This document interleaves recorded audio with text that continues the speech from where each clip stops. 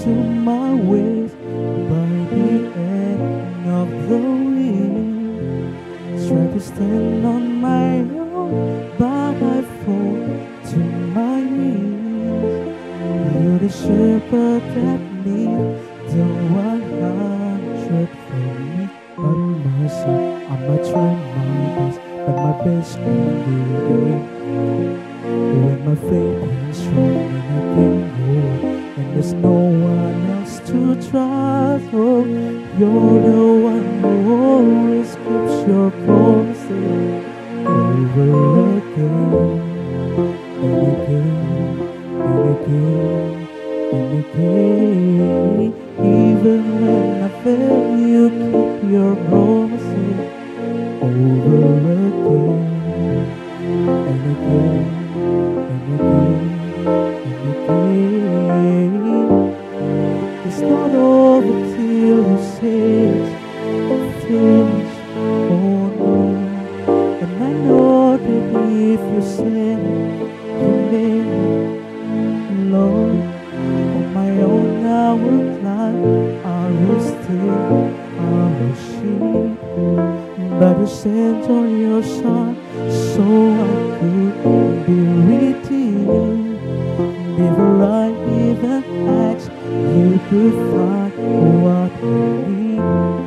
When the battle seems like you still have victory by my side, and I try my best, but my best ain't good enough.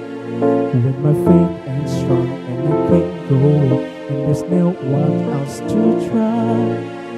You're the one who always keeps your promises over again and again and again and again. Even when I fail, you keep your promises over again and again and again and again. It's not over till you say it's finished, oh no. And I know that if you say it, you make it.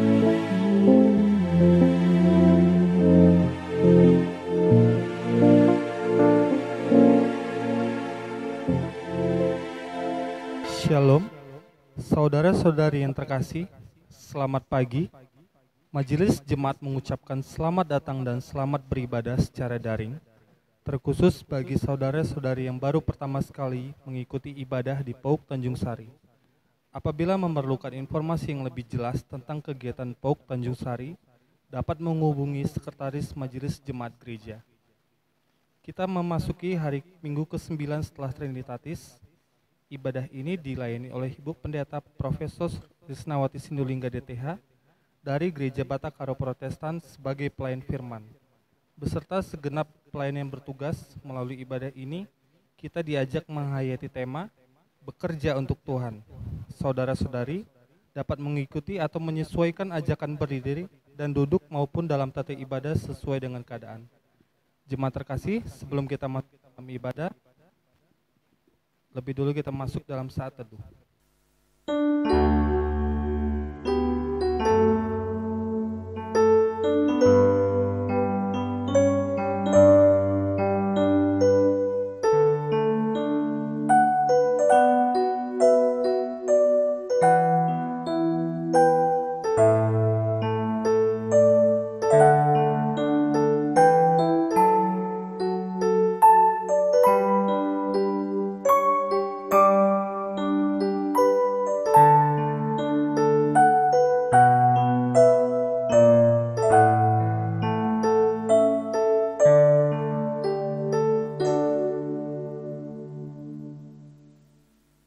Terkasih, untuk ibadah kita pada pagi hari ini, kita angkat pujian, kita bernyanyi dari Kidung Pujian, Jangan Lelah.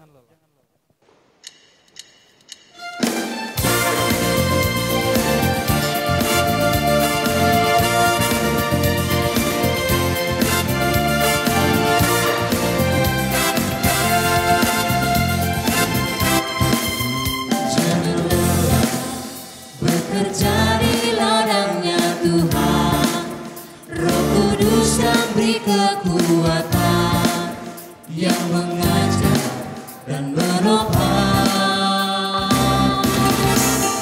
Tiada lelah bekerja bersamamu Tuhan, Dia selalu mencukupkan dan segalanya. Ratakan tanah bergelombang, timbulah tanah yang berlubang, menjadi siap di bahu di atas dasar firman. Ratakan tanah bergelombang, timbulah tanah yang berlubang, menjadi siap di bahu di atas dasar firman.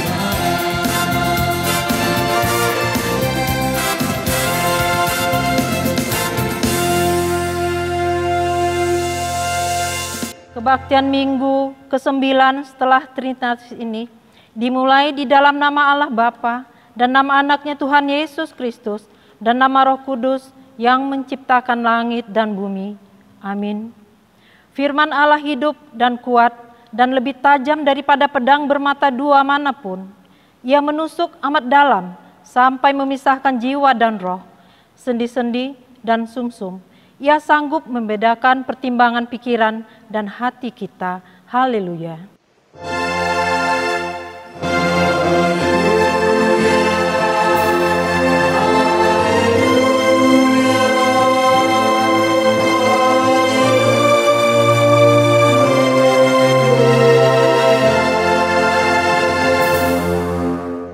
Marilah kita berdoa. Ya Tuhan Maha Baik, kami bersyukur karena di setiap perjalanan kehidupan kami, Engkau selalu menuntun kami, baik suka maupun duka. Kami menyadari bahwa kami sering berbuat apa yang tidak Engkau kehendaki. Seringkali kami abai terhadap perintah dan janji-Mu, sehingga kami lebih suka memilih jalan kami sendiri dan meragukan jalan-Mu. Oleh karena itu, mohon pengasihan-Mu untuk mengampuni dosa dan kesalahan kami. Rahmatilah kami dengan anugerah pengampunan dan hidup baru yang melalui Roh Kudus. Buatlah diri kami terus bersandar kepada janji-Mu, sebab Engkaulah Tuhan yang setia, menghadirkan damai sejahtera bagi dunia. Inilah doa kami, terpujilah Yesus Kristus, Tuhan dan Juru Selamat kami. Amin. Jemaat terkasih, sebelum kita mendengarkan amanat hidup baru, kembali kita akan pujian bersuka dalam Tuhan.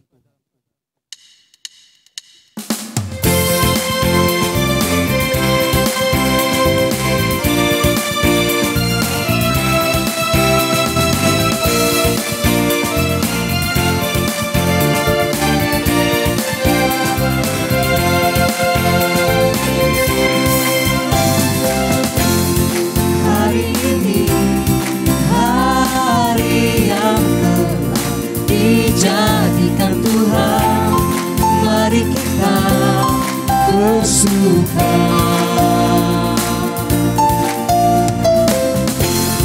Hari ini hari yang telah dijadikan Tuhan, mari kita bersuka. Dalam Tuhan bersuka, dalam Tuhan bersuka, bersuka dalam Tuhan, mari bersuka, bersuka citalah, bersuka, bersuka dalam Tuhan, sekarang bersuka, bersuka citalah, bersuka, bersuka dalam Tuhan, mari bersuka, bersukacitalah,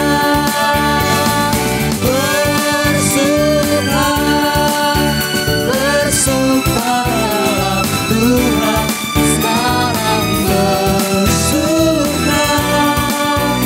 bersukacitalah.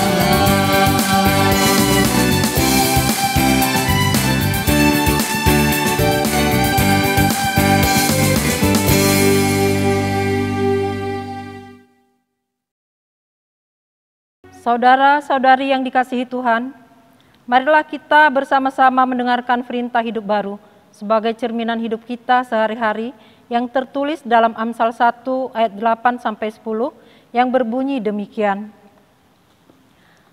Nasihat dan peringatan. Hai anakku, dengarkanlah didikan ayahmu dan jangan menyia-nyiakan ajaran ibumu. Sebab karangan bunga yang indah itu bagi kepalamu dan suatu kalung bagi lehermu. Hai anakku, jikalau orang berdosa hendak membujuk engkau, janganlah engkau menurut. Kiranya Roh Kudus menolong kita mewujudkan kemuliaan Allah dalam hidup kita di tengah-tengah masyarakat dan di seluruh dunia. Marilah kita sama-sama memohon. Ya Tuhan Allah, kuatkanlah kami untuk mampu melakukan firman-Mu. Amin. Jemaat terkasih, sebelum kita mengakui dosa di hadapan Tuhan Yesus Kristus, kembali kita angkat pujian, kita bernyanyi dari kidung pujian, hidupmu berharga bagi Allah.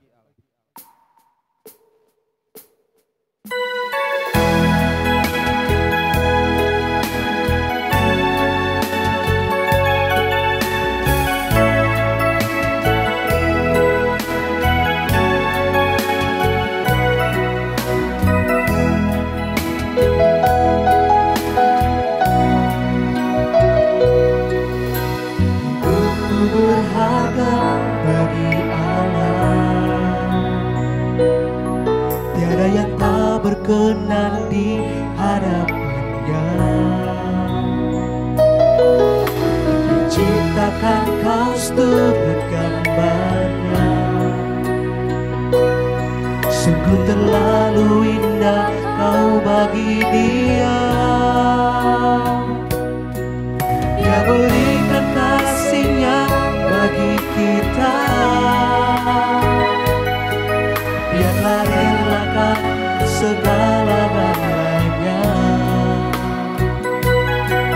Dia disalib untuk tebus dosa kita, karena hidupmu sangatlah berharga.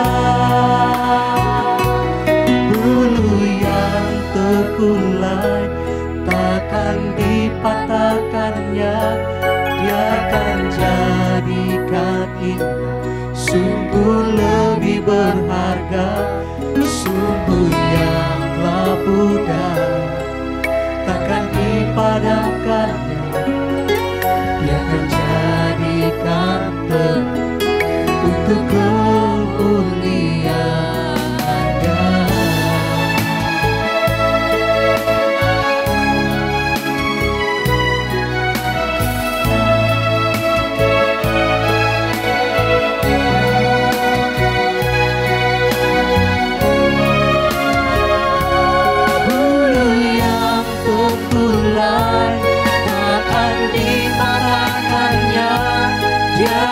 Jadikan indah, sungguh lebih berharga.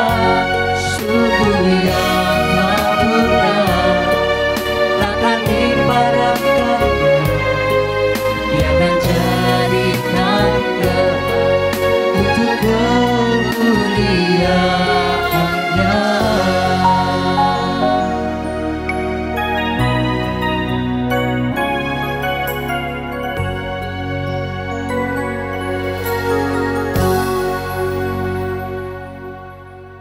Saudara-saudari terkasih dalam Yesus Kristus, saudara-saudari sudah mendengarkan hukum Tuhan. Selidikilah hatimu dan renungkanlah perbuatanmu sepanjang minggu ini. Apakah sikap dan perbuatanmu telah menyimpang dari hukumnya? Jikalau saudara-saudari menyadari bahwa saudara-saudari telah menyimpang dari hukum-hukumnya, maka sekaranglah saatnya bagi saudara-saudari untuk mengaku dosa di hadapan Tuhan. Mari kita masuk dalam doa pribadi.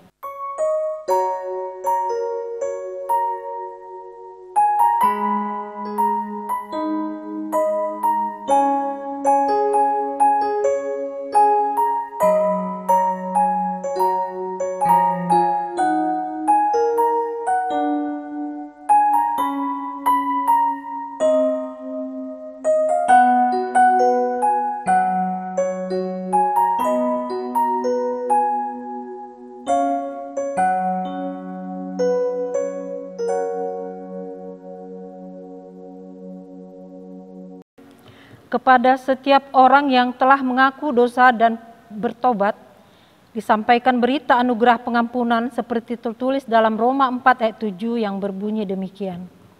Berbahagialah orang yang diampuni pelanggaran-pelanggarannya dan yang ditutupi dosa-dosanya. Berdasarkan firman Tuhan tersebut, maka sebagai pelayan Yesus Kristus, kami memberitakan bahwa pengampunan dosa telah berlaku dalam nama Bapa dan Anak dan Roh Kudus. Syukur kepada Tuhan. Amin. Jemaat terkasih, sebelum kita mendengarkan epistel pada pagi hari ini, kembali kita angkat pujian dari pelengkap Kidung Jemaat nomor 138 ayat 1 dan 2. Setiamu Tuhanku tiada bertara.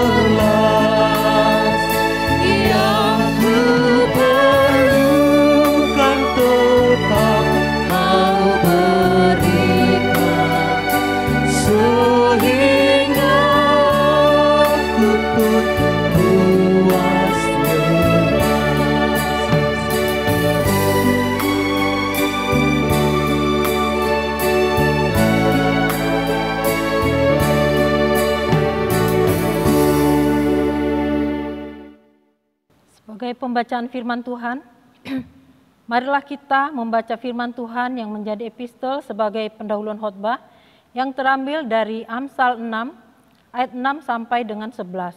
Kita akan membacakannya secara responsoria. Hai pemalas, pergilah kepada semut, perhatikanlah lakunya dan jadilah bijak. Biarpun tidak ada pemimpinnya, pengaturnya, atau penguasanya, ia menyediakan rotinya di musim panas dan mengumpulkan makanannya pada waktu panen. Hai pemalas, berapa lama lagi engkau berbaring? Bilakah engkau akan bangun dari tidurmu? Tidur sebentar lagi, mengantuk sebentar lagi, melipat tangan sebentar lagi untuk tinggal berbaring. Maka datanglah kemiskinan kepadamu seperti seorang penyerbu, dan kekurangan seperti orang yang bersenjata. Berbahagialah setiap orang yang mendengarkan firman Allah, yang memeliharanya serta melakukannya dalam kehidupannya sehari-hari. Amin. Jemaat terkasih, sebelum kita mengakui iman kepercayaan di hadapan Yesus Kristus, kembali kita angkat pujian, kita bernyanyi dari Kidung Pujian, Arti Kehadiran-Mu.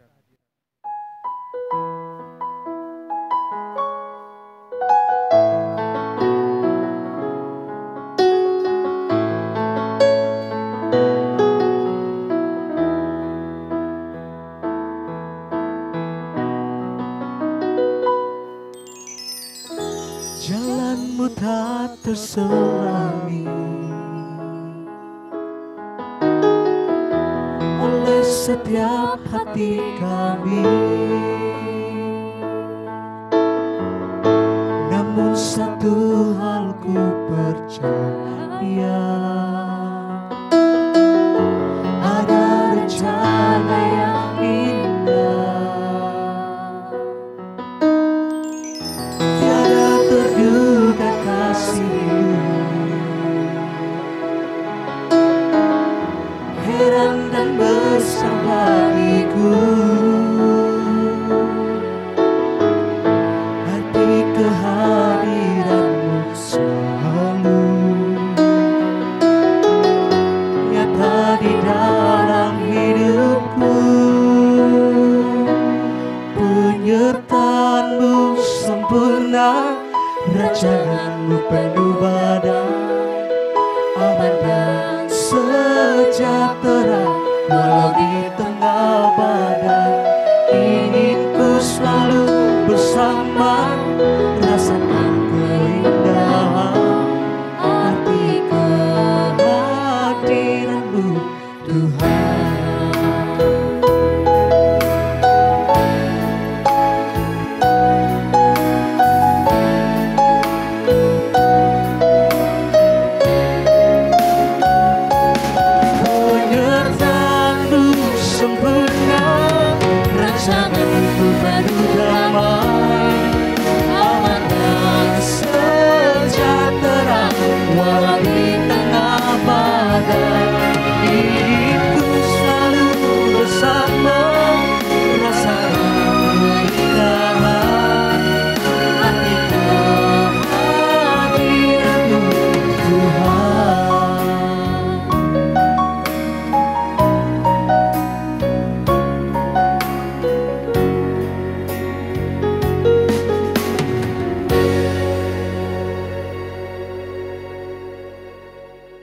Umat Allah, marilah berdiri di dalam kesatuan gereja Kristus di segala waktu dan tempat.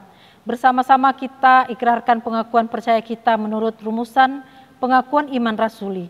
Biarlah hati dan mulut kita berkata, Aku percaya kepada Allah, Bapa yang Maha Kuasa, Halik langit dan bumi, dan kepada Yesus Kristus, Anak-Nya yang tunggal Tuhan kita, yang dikandung daripada Roh Kudus, lahir dari anak darah Maria, yang menderita di bawah pemerintahan Pontius Pilatus, disalibkan, mati dan dikuburkan, turun ke dalam kerajaan maut, pada hari yang ketiga, bangkit pula dari antara orang mati, naik ke surga, duduk di sebelah kanan Allah, Bapa yang Maha Kuasa, dan akan datang dari sana untuk menghakimi orang yang hidup dan yang mati. Aku percaya kepada Roh Kudus, gereja yang kudus dan am, persekutuan orang kudus, pengampunan dosa, kebangkitan daging, dan hidup yang kekal. Amin.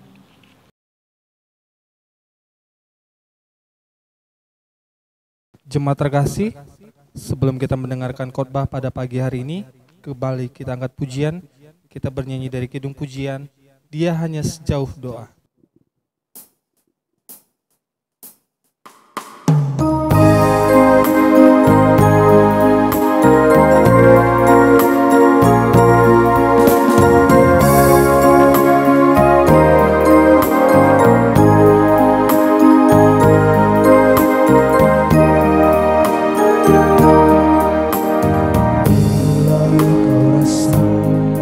Gelisah di hatimu, bila kelam kabut tak menentu hidupmu, ingat masih ada seorang nolong bagimu.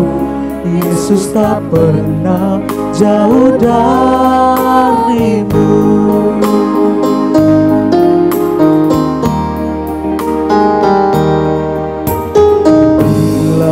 Cobaan menggodai hatimu, bila sengsara menimpa keadaanmu, ingat Yesus takkan pernah jauh darimu.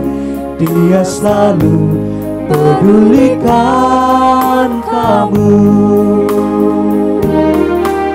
Berseru memanggil namanya, berdoa Dia akan segera menghampiri dirimu. Percaya Dia tak jauh darimu, Dia hanya sejauh doa.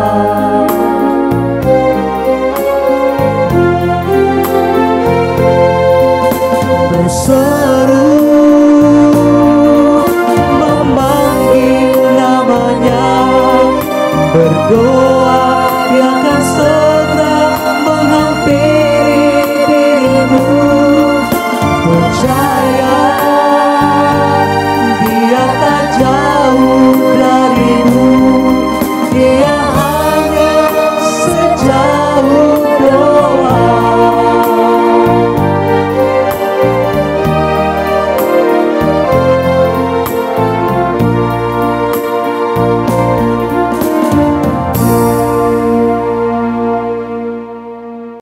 Salam, selamat pagi bagi kita semuanya.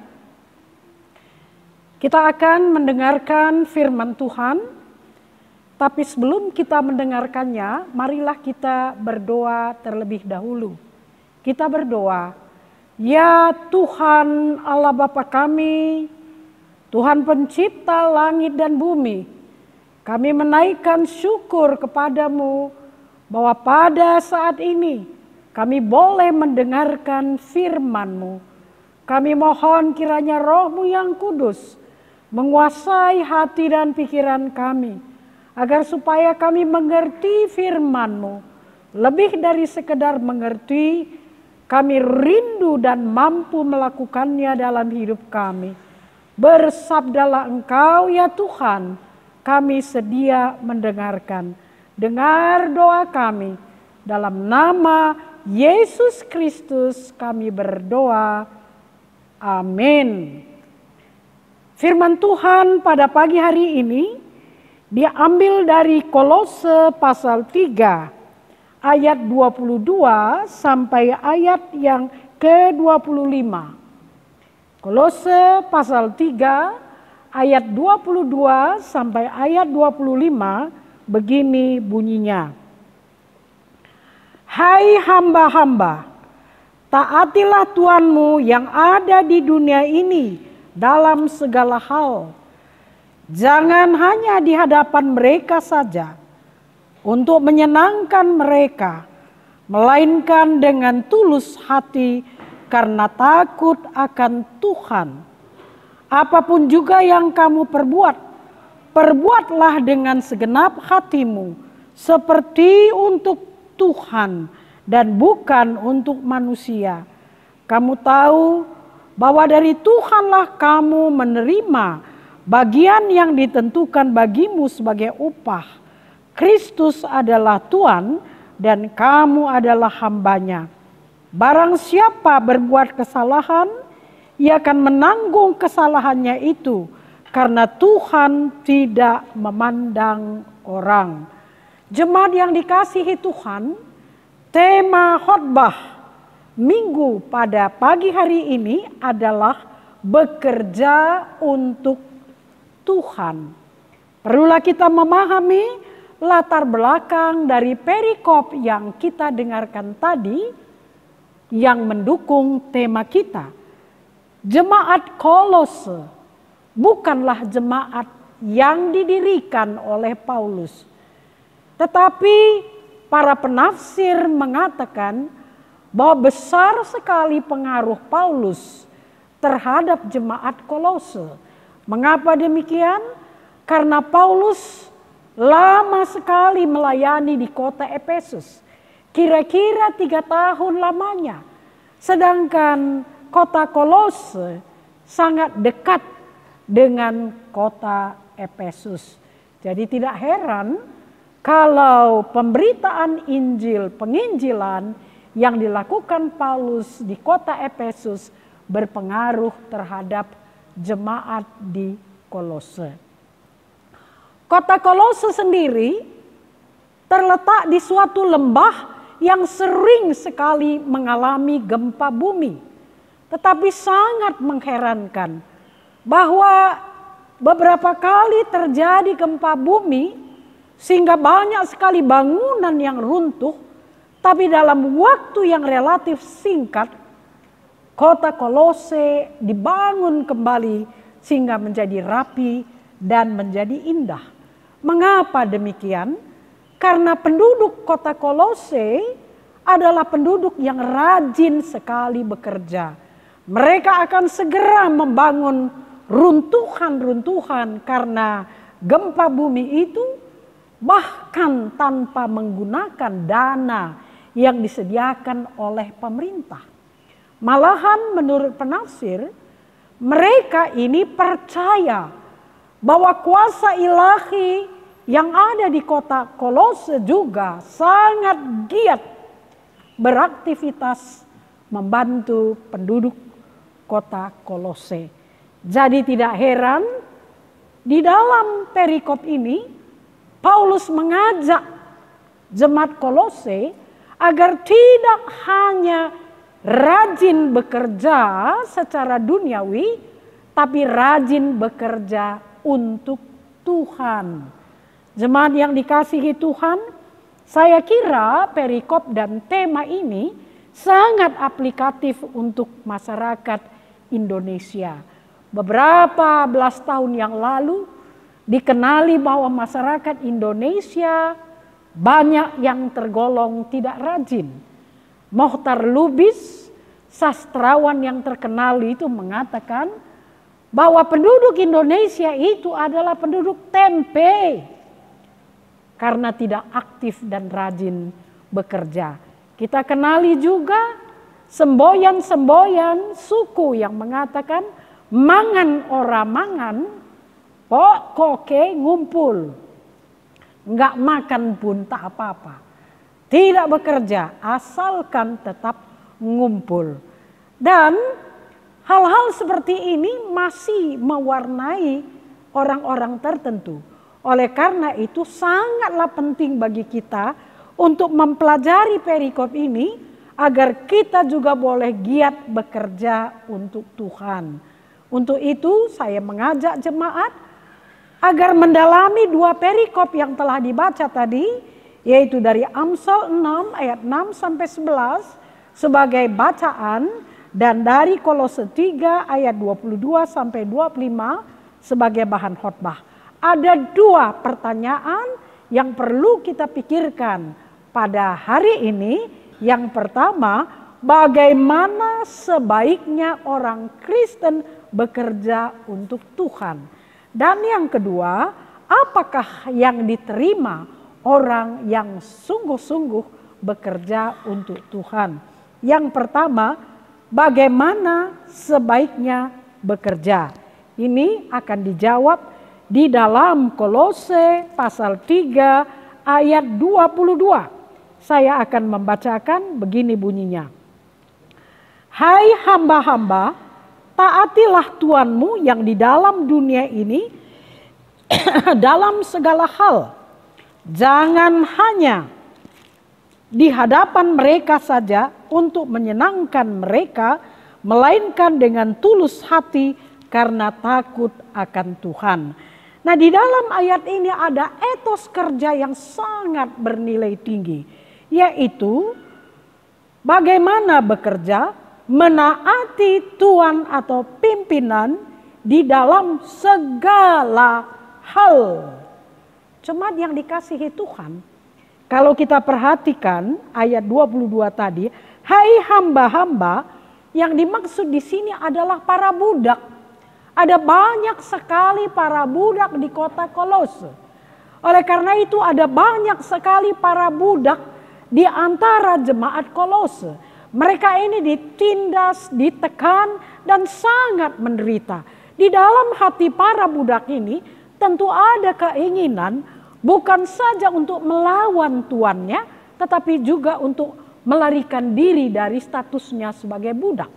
Tapi apa kata Paulus? Walaupun engkau menderita di dalam pekerjaanmu, janganlah melarikan diri dari pekerjaanmu sehingga mendatangkan kekacauan kepada masyarakat, tapi taatilah tuanmu, pimpinanmu dalam segala hal. Jemaat yang dikasihi Tuhan, saya kira ini sangat aplikatif bagi kita dewasa ini. Bisa jadi kita berada dalam posisi sebagai pekerja yang kita merasa tidak puas, yang kita merasa diperlakukan dengan tidak benar, dan sebagainya. Tapi apakah dalam situasi seperti ini kita boleh segera meninggalkan pekerjaan kita, melarikan diri dari status kita? Tidak.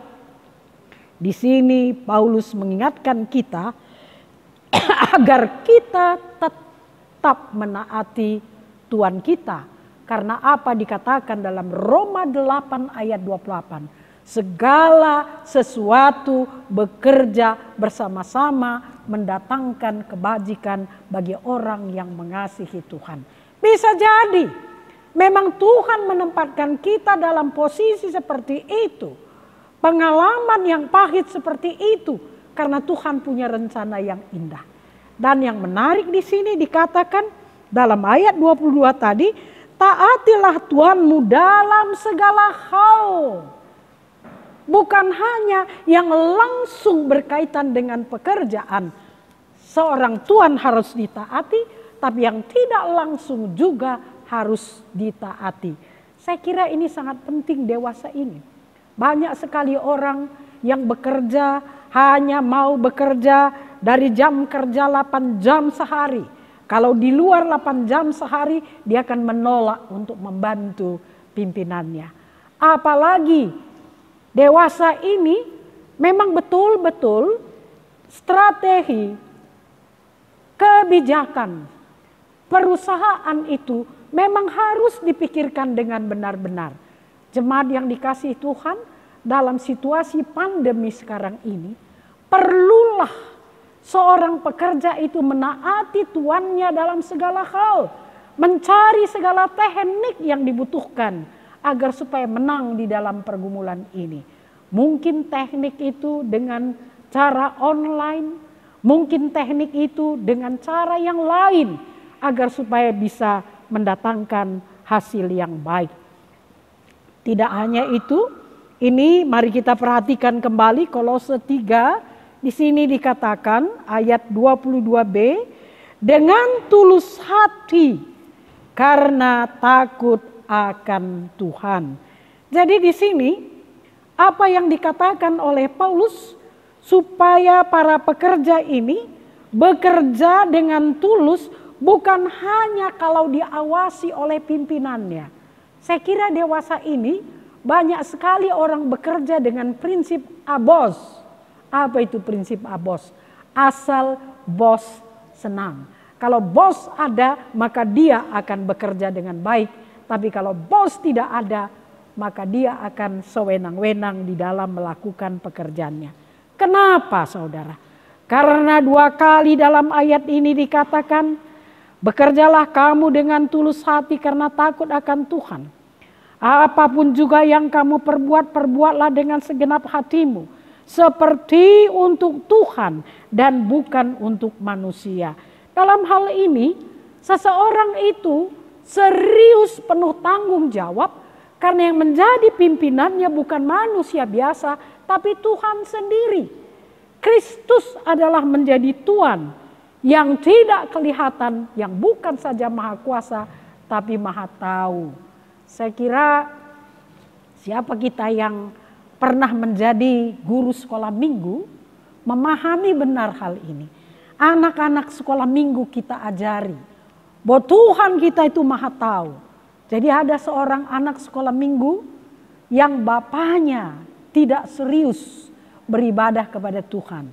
Jadi pada suatu hari bapak ini mengajak anaknya ke ladang hula-hulanya untuk mencuri padi dari lumbung padi hula-hulanya.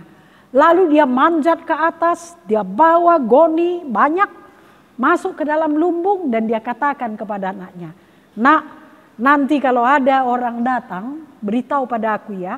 Kalau ada orang melihat beritahu padaku." Maka asik dia mau mengisi padi hula-hulanya ke goninya. Lalu anak sekolah minggu ini karena sudah diajari bahwa Tuhan itu maha tahu melihat, apa katanya? "Pak, ada yang lihat." Terkejut si bapak ini. Ada lagi, "Pak, ada yang lihat."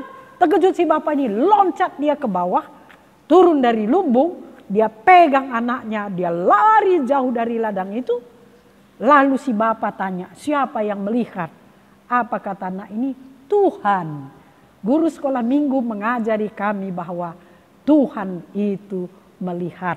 Jemaat yang dikasihi Tuhan, kalau kita menyadari bahwa ketika kita bekerja itu dilihat oleh Tuhan.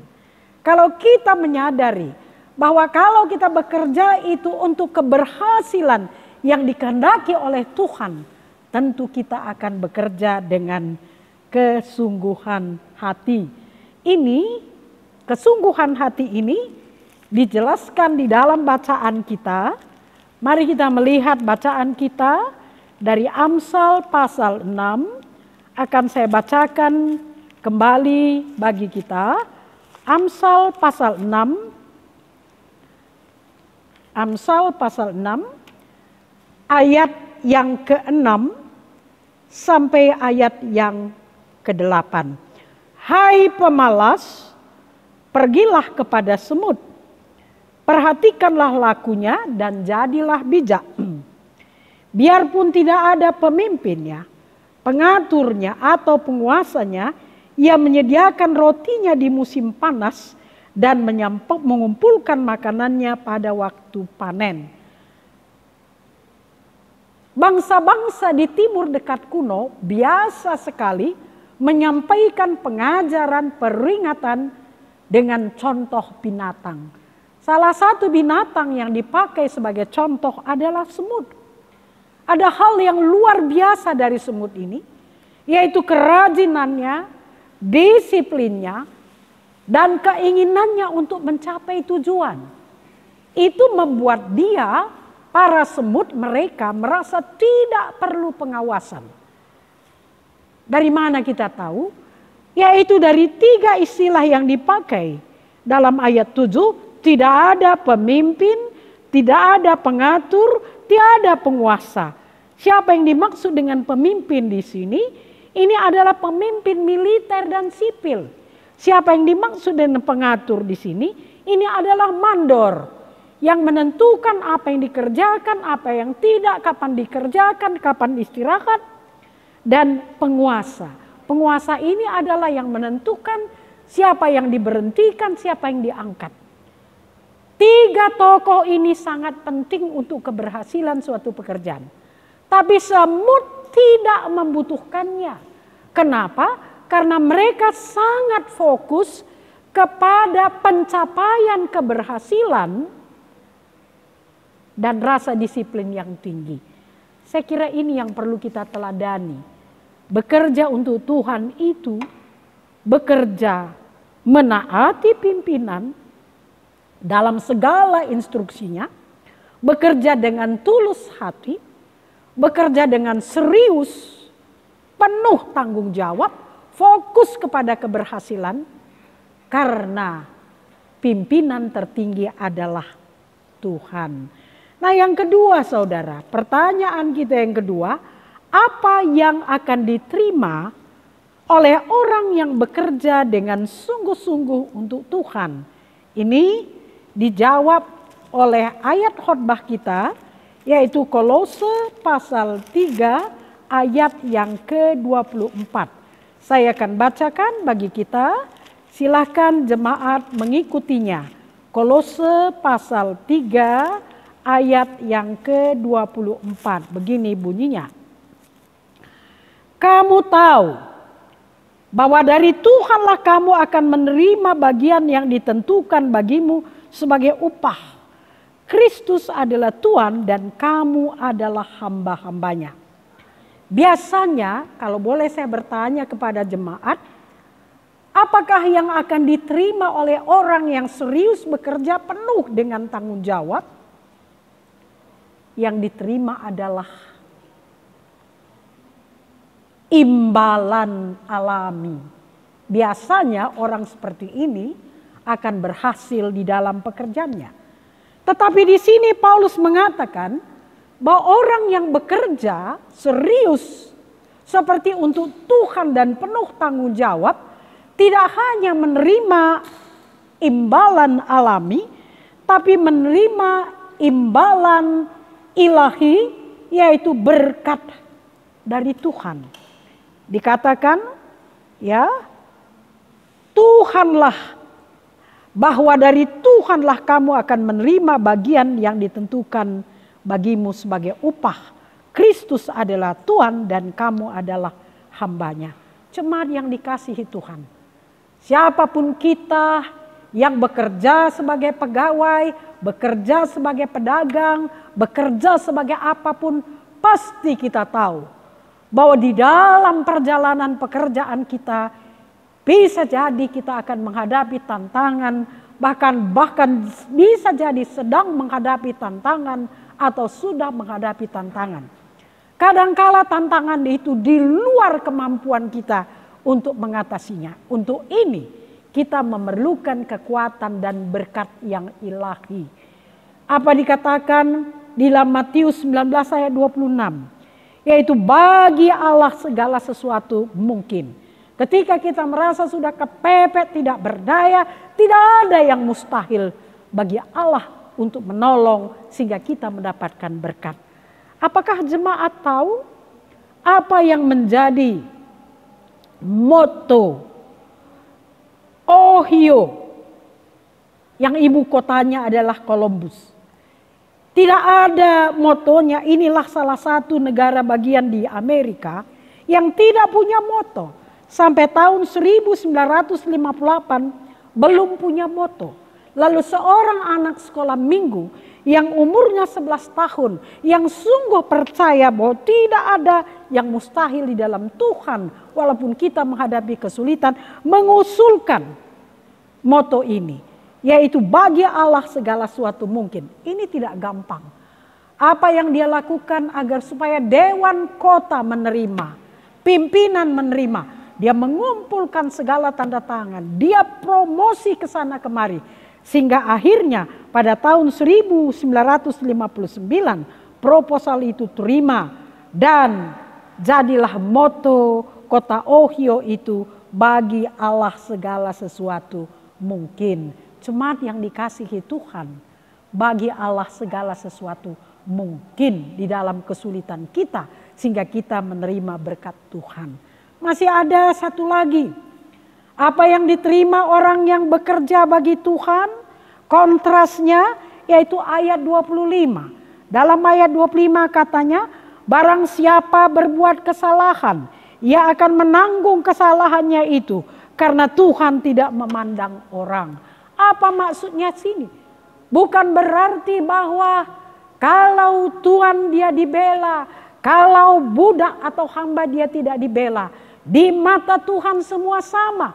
Siapa saja yang melakukan kesalahan akan mendapatkan hukuman, termasuk para pekerja, para hamba, para budak, para pekerja yang tidak serius bekerja, tidak bertanggung jawab bekerja, akan menerima imbalannya, akan menerima hukumannya dari Tuhan. Hukumannya juga dua.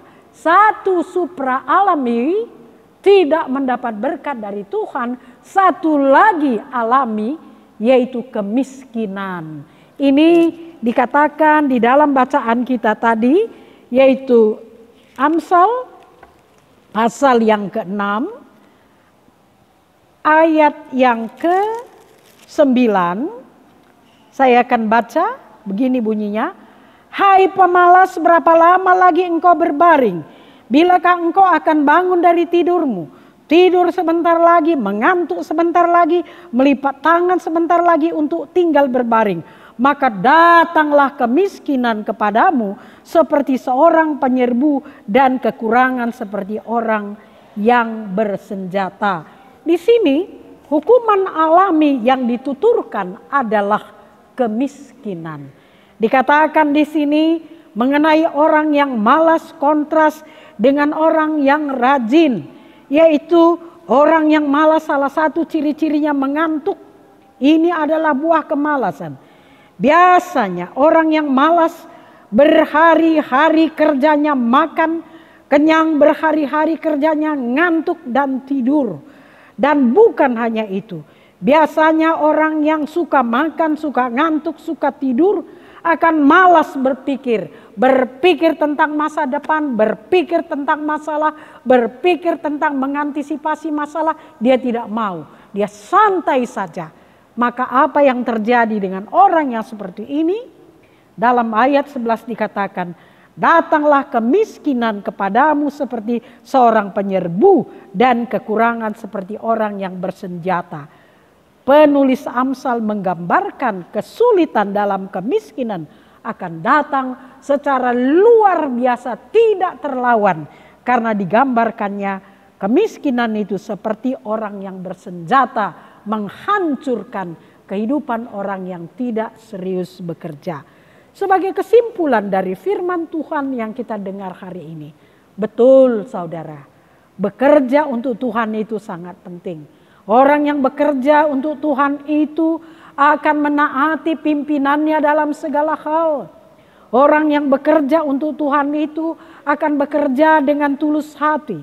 Orang yang bekerja untuk Tuhan itu bekerja seolah-olah untuk Tuhan. Nah, orang yang seperti ini akan mendapat berkat alami dan berkat supra alami, yaitu berkat pertolongan dari Tuhan. Tapi orang yang tidak seperti ini akan mendapatkan hukuman alami, yaitu kemiskinan yang menyerbu seperti tentara bersenjata menyerbu dan menghancurkan. Tuhan kiranya memberkati firman-Nya. Amin. Mari kita berdoa. Kita menundukkan kepala kita berdoa. Ya Tuhan, ya Allah Bapa kami bersyukur kami telah mendengarkan firman-Mu. Tolong kiranya kami Tuhan menghargai pekerjaan yang telah Engkau percayakan kepada kami. Agar supaya kami serius sungguh-sungguh mengerjakannya seperti bekerja untuk Tuhan. Berkati kami dan keluarga kami di dalam pekerjaan kami. Pada saat ini juga kami berdoa bagi gereja-Mu. Gereja-Mu di tengah-tengah dunia dalam situasi pandemi dewasa ini, termasuk gereja Pauk Tanjung Sari ini. Berkatilah para pengurus yang bersusah payah melakukan kebaktian daring Tuhan. Tolong juga jemaat walau tidak bertemu muka dengan muka tetap serius menyembah Engkau. Engkau mengenali jemaat Pauk Tanjung Sari. Siapa yang memiliki masalah, ulurkan tangan-Mu, berikan pertolongan agar mampu mengatasinya dengan kekuatan yang daripada-Mu. Ya Tuhan, kepada-Mu kami berseru agar supaya negara kami boleh lepas dari masalah yang besar ini. Terpujilah nama-Mu ya Tuhan. Kami juga berdoa untuk ibadah-ibadah pada minggu-minggu berikutnya. Biarlah kiranya lewat ibadah-ibadah ini seluruh jemaat-Mu terberkati. Dengar doa kami, di dalam nama Yesus Kristus kami berdoa. Amin. Kita sekarang akan masuk ke acara persembahan. Saudara-saudari, persembahan yang kita berikan adalah lambang persembahan diri kepada Allah. Marilah kita berikan yang terbaik kepadanya, sebab yang terbaik sudah Ia kerjakan bagi kita. Persembahan yang saudara-saudari berikan dapat menopang jalannya pelayanan gereja. Dengarlah nats Alkitab dalam Yunus pasal 2 ayat 9 yang mengatakan, tetapi aku dengan ucapan syukur akan kupersembahkan korban kepadamu. Apa yang kunazarkan akan kubayar. Keselamatan adalah dari Tuhan. Jemaat terkasih, sembari kita mengumpulkan persembahan, kembali kita angkat pujian, kita bernyanyi dari Kidung Jemaat nomor 363, ayat 1 dan 2, bagi Yesus kuserahkan.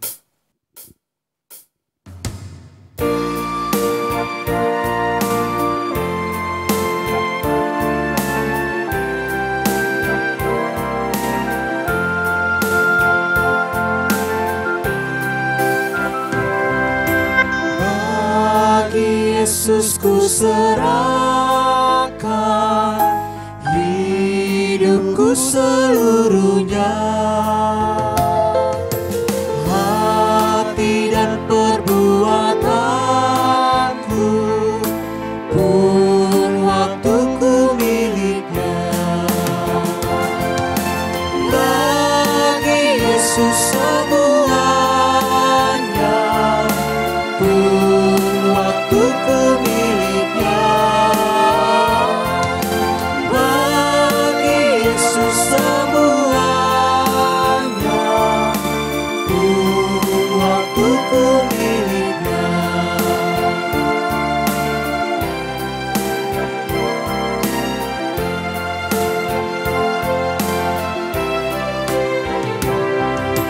Tanganku kerja baginya,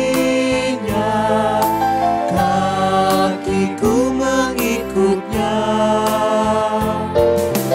mataku memandang Yesus, yang ku puji Dialah. Bagi Yesus semuanya, yang ku puji Dialah. Bagi Yesus semuanya, yang ku puji Dialah. Kita berdoa untuk persembahan kita.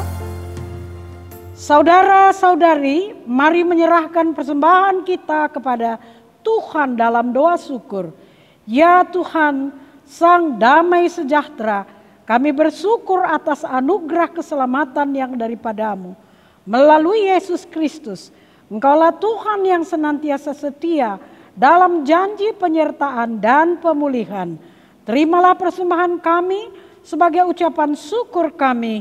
Kiranya Engkau memberkati agar berguna bagi pelayanan yang mewujudkan damai sejahtera bagi sesama.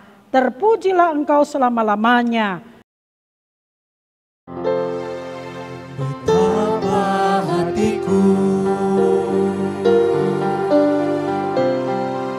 berterima kasih, Yesus, Kau mengasihiku,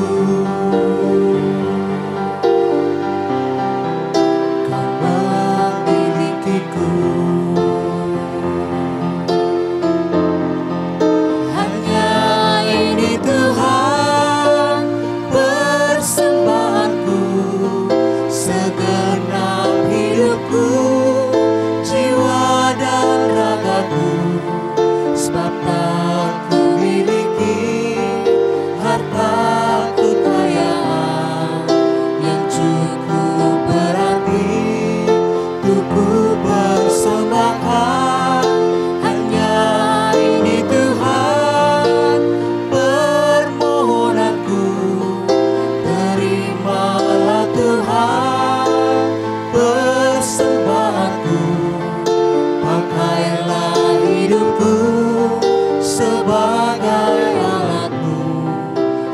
umur hidupku.